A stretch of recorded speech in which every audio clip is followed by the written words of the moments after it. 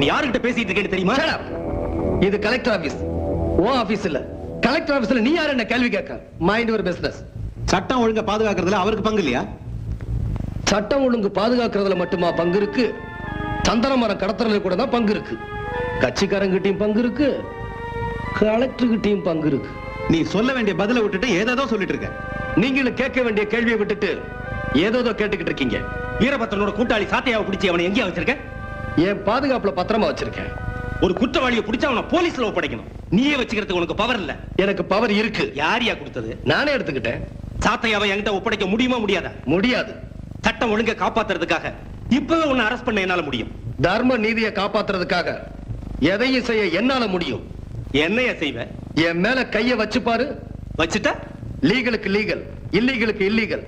அடிக்கு அடி, உதைக்கு உத. ரெடியா டிஎஸ்பி? கலெக்டர் சார் அவரே ஆடி போயிருக்கார்.